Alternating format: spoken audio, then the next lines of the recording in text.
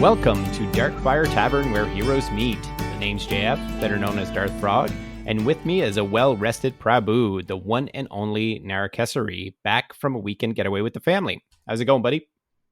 Hey dude, pretty awesome. Nice, chilled and relaxed. How about you? I'm doing quite well, thank you. Well, guess what? This is episode 10, and what we're going to be talking about today is, of course, the part 2 of Mindbender main event. And we're also going to look into PvP Castle, as we think that one new piece of epic gear might just have given us a more diverse meta. But first, we're going to talk about the event. Brabs, you got your 20th win. First guy to do that. Congratulations. Thank you, much appreciated. I hadn't even thought about that till you mentioned it to me last week, and I was like, whoops. And so this weekend I said, well, I need to at least get one win in. And I pushed on the Friday, and I managed to get it then. And luckily enough, I did that because then the missus surprised me with the vacation on Saturday. So we were off for the rest of the weekend, and yeah, just got back this morning. Awesome. Yeah, that was great. I mean, I've only got the 2 wins and I know how hard it is. And when I see that 20, it just completely amazes me. But you know what is even more mind boggling is the fact that Kuya Cleric, who's been retired now for what, 4 or 5 months, has 16. And well, you know what? Thankfully, he retired, so I'm not complaining. So that you could get some wins. Yeah, I remember you used to finish second all the time to Kuya, so that's where all your second place comes in. Yeah, and after a while, after that, it's like I managed to get a few wins in, and then Bass decided to keep knocking me back, and he's like, "Sorry, if Kuyo's out, then I'll be taking some of those as well." Yeah, talking about knocking back, that was my saddest moment this weekend when Pocahontas and I were going crazy on the duo level. And as I've said many times, this is my favorite event is the duo, and I loved it. It was so much fun.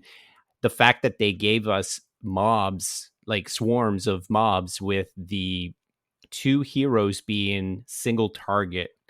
No, sorry. Anch, the new guy, is he's so slow though. Like his AoE is just didn't really do the trick to get them all. But anyways, it was super fun. I had a lot of I pushed really hard on that one, and then Pocahontas got me at the end. But congrats to them. Sleeping Beauty, right? She got you while you were asleep. Exactly, every single time. Well, it was Pocahontas that made me push for boss for my second win. So it was I just wasn't gonna do it this time. It's like I'll stay in bed. Thanks. What was your favorite event? I enjoyed the which one was it? I think it was the castle event this time. It was just with the new heroes. And with the restrictions in there, it was because they used a strong world again, right? So you were only Yes. allowed to use certain heroes again, and yeah, so it was typically we would use Markash, etc., at the later levels simply because it's so strong, right? It brings SCC allows you to lock down certain things, Yep. but I guess with the new item or with the new meta that we're going to discuss later on it kind of like led into that for me. So it was kind of like a good way for me to get an idea of what we can do later on. Yeah. In the brawl, I was castle. Which was which one? Was the That was second on one, the right? Saturday. Yeah, no, Castle was first for a change. Typically they'll do race on the Saturday and Castle on the Sunday. They actually had Castle first. Right. And that's the one I actually didn't enjoy because they had the two tickets rotation because they had boss and they had the brawl. I know a lot of people will enjoy the fact that they were able to spend 100% of their energy on the Earth Essence dungeon, which was a good thing in that aspect. But having tickets that respawns one to get them full was an hour and 40 minutes, and the other one was 3 hours. I just found it was just too much. Me looking at my phone, what am I doing, and stuff like that. So I kind of didn't really enjoy Saturday as much because of that. I get what you're saying because the tickets tend to put more off. You better keep an eye on it, otherwise you'll miss out. Kind of feel on the events, but it's also something that the community had bugged the devs for a while, right? Was like, guys, we need Earth Essence on a Saturday. Give us something. We had Double Essence for a while, for a couple of times. We've had a few other things that the dev team have put in for us. So I think it was a nice change. I I appreciated the must say, effort. yeah, I must say that I was driving, so I did miss out on some energy because I did get capped. So yeah, I can't complain too much about it. No, and oh, Boss. We didn't even talk about Boss, which was the most exciting part of something new type of thing with not allowing us to bring in support heroes. And I think that was probably done with the devs saying, okay, they are getting too crazy of scores. What if we took away their Dagmir and their Klex? That there's no other reason they did this, right? Here's a shed. Well, so many people just got Klex and they were just biting at the chomping at At the the bit, how do you say it? What's something at the bit, yeah. chomping at the bit to use Klex, and they just couldn't. And so a lot of people in the clan were super sad. But honestly, like back to the devs, they're looking at the scores crazy, and they're like, okay, we got to do something. So it had to be those two. Yeah, Do you I not mean, agree? yeah, because so my mid is part one. You didn't have the restrictions, but what they did was typically boss would cap at 18, and then you'd repeat 18 until you ran out of tickets, right? Right. You could just cycle it in. But then they pushed it up to 20, and that was like, whoa, 20 was hard, right? And but because you didn't have the restrictions, you could still get a decent score. I Yes. mean, I was still getting like around 110 to 130, Yeah. Same here. 130,000 on Boss 20 this weekend without Klex and Dag. So that means half the attack speed, almost half the amount of damage because this is now Klex. And I was lucky if I was getting 25,000 damage simply because my team is getting wiped so quickly. They just couldn't keep up. I did not even make it to 20. I didn't buy any tickets though. Like I said, it was just at one point it was too much with the whole ticket thing and rotation. Plus, I had a hockey game to watch. You know, important playoffs for all the Canadians out there. Canadian fans, yes. Maple Leafs down. Okay, that's all. I'll come back to the game. Um, so my mind was somewhere else, and I just didn't feel like doing the tickets, and I did well enough wherever it landed because I was that was the one with links, right? Yeah, no, was it the links? No, it wasn't. I can't remember the rewards were. Sorry, my mind was totally elsewhere this weekend. Yeah, and I mean, so anyways, I wasn't too worried about it, and our place clan wise because it was a clan boss again, clan leaderboard. Sorry, we were so far from for fifth place and so far behind third place that it was just like there's no point, and I just left it. So I didn't even make to level 20, but I did really enjoy it. It was fun trying to see how much more you could get out of those guys, and it was also very interesting to see how much you really relied on those two. And for me, Dagmir is such a tank as well, right? She does so much Yeah, damage. I remember like last episode, I talked about Klex and how he's kind of useless beyond his amazing ability. But Dagmir, take away her ability, and she's an amazing damage dealer, really. yeah. I mean, her damage is decent, right? She can also tank up front, and the buff that she gives from her ability alone, right? So yeah, so her leader ability is what makes her brilliant. Her standard ability, which is the main ability, which gives the vulnerable debuff, that doesn't affect bosses, Right. right? So you're kind of like, well, what's the point of it? But when you have ads coming into the mix, so it's kind of like, well, we can make the AI vulnerable using the ability and then finish them off, right? So it just adds that extra bonus to it. Yeah, it's one of my favorite things to do is to have Dag, whenever it gets to the later bosses where she can't clean up the ads and she makes them vulnerable, and then I have Lynx on the other side shooting her daggers and killing a slew of them, right? Because they're weak now or Mhm. vulnerable. And she's such an awesome hero for boss. And so I really missed her. I missed her more than I missed Klax for sure. Yeah, I mean, 'cause that's the thing. I think we spoke about the synergies with with different teams and stuff like that. And vulnerable gives makes the enemy take 50% more damage. Right. Rage gives you 50% buff to your damage as well. So you combine the two that Dag does is that because Lynx will hopefully have be enraged because she's critting. So that's a 50% bonus plus the vulnerable debuff on the enemies.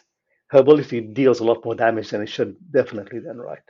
So yeah, it makes perfect sense. And for those who don't use links, I will say she may not seem that great when you first use her because her ability really isn't that good when you think about it, because it doesn't crit.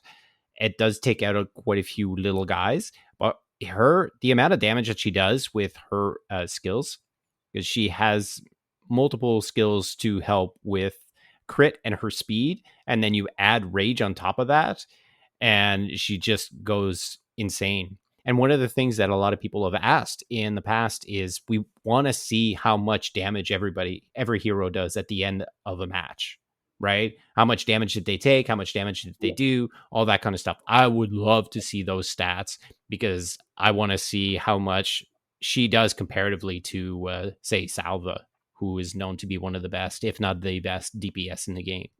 Well, beside Dare, of course. But the thing is that I think one of the things that swung me onto Lynx initially was something that you said regarding the 9 lives, right? So when she's taking damage, she drops down below X%, she jumps back, small heal, and then she jumps back into it, right? So Right. especially on those levels when you're not, or those fights where you're not using a healer initially on boss, etc., right? It just adds that extra bit of damage in there because you have an extra DPS in your party because you're not relying on a healer. Yeah, and she can actually tank a side. Like, so when mobs are coming on both sides, she'll tank, she'll take a bunch of damage, she'll jump back, and then she's back into the fight right after. Yeah. And she does damage. Her ability or attack speed is so fast. It's 1.3 and then has the haste. So basically every second hit, she does a second hit, a free hit, basically. So if the mobs are a little bit too tough to kill on one shot, a lot of times she'll basically do it on one shot because she does that second attack. So she Mhm. clears those guys so quickly, and she's got the same defense and protection. So any gear really helps her out, and it's actually pretty good on both sides. So it doesn't matter what kind of damage they do. She's one of my favorite heroes for sure. Oh, definitely. And I think talking about favorites was what did you think of the new waves, right? This is something that it's kind of like evolved over time, over the past few months as such, where waves have just had this change, right? The whole mood of waves exactly But has it's changed. the same thing over and over again. So whenever you saw that big egg come across and he's shooting these like sound waves or whatever and hitting your entire team, as soon as I saw him coming down, I'm like, okay, whatever, just might as well just end the level and move on. I'm not beating him at the higher levels. And so I don't like you have this one enemy and they're so tough and you have a sigil. So you're stunning them the whole time, or you have a Rihanna or whatever. They're stunned the entire time. They're not doing damage. Your healer doesn't even need to use their ability because you're constantly healed anyway. What's the point? Like, how is that fun? It's to me, it's not fun. Waves, I still don't overly care for it. I do it on auto. I try a few times. I do it on X2, whatever. It's not one that I look forward to. Yeah, no, I mean, waves I've always enjoyed to a certain extent, and I think that it's definitely pushing the envelope now in what they're trying to do. Because what we had was that we have the swarms of enemies coming at you. They're also coming a lot faster, right? So I think we have spoken about it. The last episode was, wouldn't it be cool if the mobs came at you like every 30 seconds or every minute, right? So it doesn't matter where you are on the current level or that enemy, but they should come at you anyway. And that's what happened, right? So there were a few stages where literally I got smacked down. It is like, okay, yep, I'm still on this wave. Next wave came in, and I'm like, Okay, well, guys, hold on a second. Just give me a second to breathe. And it's like, yep, sorry, not going to happen. Here's the third wave coming. Here's a fourth wave. And yeah, I was just toast. So that was a fun change in there as well. Yeah, no, the overwhelming is always fun, but it's again sometimes the overwhelming when the enemy is too strong to take care of, right? I'd Yeah, rather that see overseer was just ridiculous. but even not even the overseer, if say was it the spiders that were like super strong sometimes and it takes a while to go and then there's just a bunch of them and they're all coming at you and it's like you're not even giving me a chance, right? I want Mm. to have that chance that if I get that lucky crit from say Jose who kind of cleans out the entire crew, but you're just keep on throwing these massive waves at me, which is just too much to handle, would be more fun than, oh, you're sending a bunch of them, but I'll never have time to kill them. It's basically the same thing as deeper dungeons with the shades. It's Oh like, yeah, if they target the wrong guy, you're basically done. So it's just like it's one of those like feel bad, you're gonna lose, you don't even have a chance. You're like, okay, whatever. he has a participation trophy. The one thing we didn't talk about race, it was all arranged. That was kind of fun. I don't really have anything special to say about that. Yourself? Yeah, it was fun. I mean, at first I looked at it and I was like, okay, yeah, let's see who we're going to use. And I was like, oh, oh, okay, so I can't use Otto, I can't use Salva, I can't use X. But then I actually managed to pull through a really fun team, and I did enjoy playing around with that team. Okay, It yeah. was No, fun. I picked one team and I just kind of went with it, and they carried me through the whole thing. And again, those tickets, I set a timer. I try to get them, and so it is what it That's is. Yeah, because I actually ended up buying my tickets at close to midnight. So the kids were asleep, wife was asleep, I couldn't sleep, so logged on, finished off my 5 tickets, bought the 10 sets in the store, and went ham and yeah, managed to finish the event. Yeah, that's good. That's what I want to try to do. And because you're not sure of how the drops are going to be and what your time's going to be, sometimes it's like, oh, should I buy tickets? Should I not buy tickets? Am I going to miss out? Whatever. So this time I just let it go. I tried not to buy any tickets and I was able to finish. But I can't rerun them. Rerunning a lot of events is what I like to do, but it is what it is. I like that aspect of dropping one at a time much better than the full four, but I'll leave that at that. On the buying of tickets, one thing that I must say is what I tend to do is I won't buy the 10 sets in one go. I'll buy one set, I'll finish those, so my timer doesn't ever stop ticking. Right. Right, so then it must have been a while back when the Brawls first came out. I bought all 10 sets because I didn't have time to play it. And it took me a while to burn through it, and I was like, actually would have gotten another 4 tickets in that time. Oh, Right? okay. And kind of, yeah, because sometimes you'll get pulled away from the game. I mean, I got 3 kids, right? So you will get pulled away from the game. So yeah, so it's like yeah, so The one thing I really did enjoy from this whole event, though, was the way that they handled the totalizer this time around. So I don't know if you really noticed, but that the gold chest, which is always at the 50,000 mark, is exactly where it usually is. But they added all the way up to 65,000 this time to get that epic, the hypnotic disc. And a lot of people didn't reach it. And I think it made people a little bit sad that it's like, oh, why is it so much? Can reach it. But when you think about it, it's remove those 15,000 and you have your usual totalizer. The fact mm, that they didn't kind of remove the the meat. normal rewards, yeah. Yeah, they didn't remove the majority of what's there. They just added extra because we had an extra event with the Friday. And so anybody who can reach the top epic, then that's great. If you can't reach it, then hopefully you got to the 50 and got your gold chest and go from there. But I thought that was great. What about you? I think that it always reminds me back to the early events. I remember when the hammer first came out. You and Jen got the hammer. I didn't get the hammer because I didn't hit the totalizer on that event. There were a few events that I didn't hit the totalizer, and I was like, okay, crap. And I think it's something that we all need to think about is the totalizer is there, but not everybody's going to be able to hit it, to hit that final reward. And sometimes it's kind of like that. Well, you know what? Maybe you just need that little bit extra push or something else like that to get that final reward. I mean, you had Ansh, the new hero, and he was available at 30,000, right? So it wasn't that, okay, yep, here's your new hero, get 5,000 event points, and here you go, right? So the events do require you to do quite a bit of work, and I think that the rewards justify that as well. Yep. Now, talking about that top end reward, Hypnotic Disc, this is the reason why we're going to talk about PvP Castle today. So, what this disc does, and I'll read it from here. Hypnotic Disc, full value. It gives you a plus 10 critical chance, 30% health, and on critical, trapped for 5 seconds. Now, that's the important one. Now, for those who are unfamiliar with trap, I am going to go and take a look at my friend Isepe. Where are you, my friend? There you are. So, this is an ability of which comes from his cursed net. Enemies hit by the net are trapped, unable to move, and take 50% extra damage.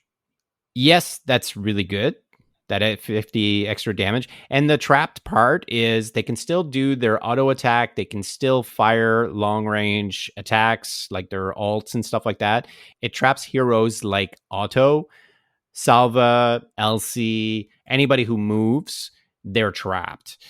But the fun part with the trapped is Asepi himself with his captain's clout, which says when an enemy becomes trapped, the entire squad gains charge.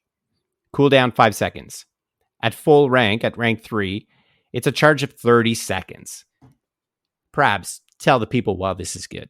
Cool. So let's take one of our favorite magic damage healers, Mala. When Mala kills a mob with her ability, she gains 30% charge. If you put this on Mala, for example, so for waves I used it on Mala simply because I knew then I wouldn't have that double tap. So she would kill an enemy, but she would also be critting. So therefore, she would actually be gaining 60% charge on her ability, right? Straight off the bat. For me, that's something massive, right? You talking about a hero, let's say it's, for the sake of math, she has a 10-second charge for her ability. Now her ability for charge time is 4 seconds. So all of a sudden, you basically chaining your ability so much faster for the entire team that it makes a massive difference. Now, if you're looking at Castle, you can now use the team's abilities, Neuros, pushback, autos, jump, salvas, being a tower killer, etc. There's so many synergies that you can use within Castle that just weren't viable before, but it also changes the entire landscape, right? Right. Now, one of the caveats in this is that you need to run a Seppi who isn't the best of the best, but his leader ability makes up for it in ways, right? Yeah, I mean, this is a similar thing to Klex, right? Where you have so Klex is a support hero, right? And his ability perfectly fits the name. He is there to support the team. Right. And I think Isepi is kind of fitting into that role as well because his ability is there to support him. And when it first came out, we were all like, crap, what does it do? Oh, it's affected by prot, but okay, it doesn't hold on for that long. Is it really that useful? And then you kind of like, well, if I don't have a amulet, I can therefore use a Seppi, but we had amulets. So it kind of was like, well, he was kind of like a wasted hero as such. And I remember Jen was kind of like, Seppi's going to be awesome. He's going to be awesome. We tried him out, and he's like, yeah, I got him. I bought all the cards and everything else. And he was like, okay, now what do I do with him? And I think for a while we all teased him about it, but I think Jen's last man standing on this one. He's laughing the loudest. He really is because Isepi now is his team. I mean, he's going to be it's going to be the CC crew. So the crowd control team, which is basically running rampant in the meta, just dominated. And now you have this other team with Asepi because you are essentially with the gear, you're putting it on somebody who can crit. So say somebody with a really fast attack, Ualth, Aeolion, whatever. And if they crit early, you have your charge and you can use your neuro faster, you can use your salva faster, and whatever, depending on how you want to build your team. So you're going to be ahead of the game of the CC team. But that CC team at the same time isn't a dead team, because if they have the perfect cycle going, good luck using all your charge that's up there and waiting to be used, but you're crowd controlled, so you're not doing anything. So how do you see that the team being built, and how do you see that team beating the CC meta? So I was actually chatting to Broho about this before the event. So this is about a week before the event. So we were going through the patch notes, and we were just discussing it. And from there, we were like, okay, well, who would be best placed? And I was thinking somebody like Guam, right? Because he's up close, he has a fast attack speed, etc. And Bro mentioned, well, what about Aelion? He has an extra 6% crit from his abilities, from his skills. On top of it, he's ranged, and he has a high amount of proc. And he also pointed out that your range tend to attack before the melee even meet each other. So basically, if I'm running it on Aelion, the current build that I have on him now has him around 45, 46% crit. So he's already getting that attack off. And if that first attack crits, my team gets that charge and they can basically get their abilities off before the CC team even has a chance to do anything, right? So it's a matter of a race then, and it's luck, right? If he doesn't get a crit on their first attack, then yeah, Walt and Makash are going to lock me down, and it's going to be a bit more drawn out roll loss for me. But it's a chance I wanted to take. Yeah, and I go a completely different way, because one of the things that we're not really talking about here is the extra 50% for those that are trapped. So if you're going with what I've been trying, so I've tried a few different teams with this, and I am using a lot of damage. So currently I'm running with Mala because it's Fire Day, so I figured I'd give her a shot. So Mala, Dare, of course, Asepi, Neuro, and I forget who my next one is. Oh, just whatever tank I want to use. So I've tried Rom, I've tried the new guy, Anch. I'm sure Otto would do well as well, just to be able to move forward. But basically, that's without any kind of crowd control in and of itself, because I'm just like, okay, I'm going to wait until I have an opportunity. And once I start to cycle my powers, they will constantly be up and ready to use. So instead of cycling your CC, I'm cycling damage. So by cycling that damage, you're now in the forefront and you're killing all of your opponents, and then their spawn time gets longer and longer as the game goes on and as they die more often.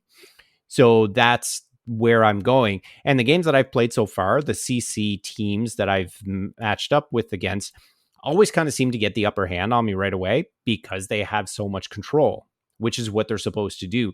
And they're pushing me back. But if I get one chance, one opportunity, and their cycle isn't perfect, and I can launch a couple of damage attack and I kill a couple of their guys, all of a sudden now we're back in the middle. They can't push me back anymore. Their CC is just not strong enough to hold me off to constantly be killing and sending them back to the spawn point, right? So to me, that's where it is. So if they can get the perfect cycle, I'm toast. I played a game against Barry Voice, and he completely destroyed me because he had the perfect cycle. We played again, and I was able to beat him because he was just missing that little range to get to my castle. So I think that's where it stands, right? It's going to be a good balance, I think. Yippity up. I mean, we just need to. Carry So, on. Yeah, so I think like when you You saying were that, it waiting just for that, weren't you?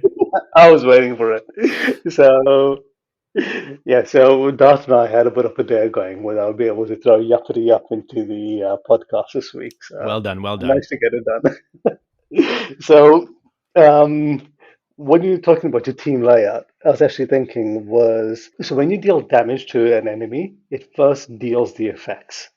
So trapped would work first. It would give you the 50% boost to your damage, and then your damage is applied. So therefore, what you were saying was by putting disc onto damage dealer, it definitely does make sense because, And also with the amulet. well, yeah, I mean, it's just so the thing is that because they both provide the 50% damage boost, I don't think they stack. But Oh, they amulet does do. give They do. they do. Yeah, Okay, Adriana, they had a conversation. I think it was Fugs that went over to Adriana to get some confirmation, who went to the developers, and they said that if it's trapped and then trapped again, it won't stack. But if it's trapped, vulnerable, then whatever else, rage, and all that, they will all stack. they're all stack. Okay, Yeah, cool. so everything stacks as long as it's not the same ability or the same effect. Okay, well then you basically getting 100% damage boost on top of the crit damage from Amulet as well. Yeah, so I mean that's perfect. I mean it makes that's so much more damage than right. I mean it's insane. You'll be able to wipe out that team pretty quickly. And as you said, right, it breaks the CC cycle, right? And if you kill up two-thirds of their team, it's going to be extremely hard for them to get that cycle going again. Yeah, because if Neuro is, and especially if you have a jumper, like I said, I've tried Anch, and Anch is pretty good because he kind of does the auto thing and he can tank a little bit more. So if you're throwing Anch up close to their castle, then Neuro comes out and Neuro's stuck there, right? He can use his ability to kind of push up a little bit, but not too far. Like you're keeping their guys up by their castle.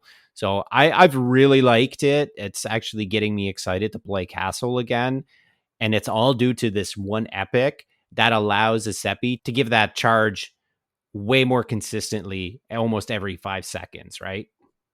Yeah, and I think who was a Vessel had tried him out a few months ago. And he was like, yep, he's pretty cool, but is he enough? And yeah, I guess with this item, it just makes a massive difference to the gameplay. And I think that's something that we don't tend to realize is that we see a hero and kind of like, yeah, the hero's okay, or he kind of sucks, or we don't have an idea of where that hero is placed. But we just don't have that foresight to see exactly okay, what do the devs have planned? Because they had these items they had trapped and right, and we were like, okay, what does trap do? Then Zasha came out a couple of events later, and she was like, okay, so then she deals more damage to trapped enemies all of a sudden, and now you have this item that adds on top of it, and then we have spirit damage being thrown into the mix now, right? So there's so many new things coming in, but these effects and the synergies within the game keep on building upon themselves, that it's becoming a much more interesting landscape per se. Yeah, I actually tried Zasha, but she's only level 12 for me. And while she was good because she does the stun with her ability, so there was that, and she kills an enemy. She can give fortitude as well. So there was a few moments where I could see she could shine if she was a little bit higher level for me. So I'll wait until I get more cards to give her a go. But I think we've rambled on enough. But I'll say that I'm really, really excited to play Castle again, which has been the first time in what, months. Yeah, I've always enjoyed Castle and still do. So, welcome back, and we'll be fighting soon enough. So we're gonna leave it at that. We do want to announce our very last gold chest giveaway, and we have a winner, and that winner is Soul Rebel. I'm not sure what team he's associated with, what clan, but congratulations, Soul Rebel. If you're listening to this, reach out to me. If I don't hear from you, I'll reach out to you and give you that gold chest. Yep, Soul Rebel, big congrats to you, and thanks for taking part in the draw. And now on to our last call. So I'm going to take this one, Prabs, if you don't mind. There it is. With the final chest awarded in our gold chest giveaway, I would like to say a massive thank you to Adriana for helping us out. It was super important that we had someone that the community could trust to do the draws for us, and she fit the bill perfectly. Again, thank you, thank you, thank you. Your little videos were so much fun, and we really appreciate it. And of course, thank you to the Darkfire Heroes team for making this happen. And with that, we're at the end of our show. So on behalf of Prabu and myself, have fun storming the castle.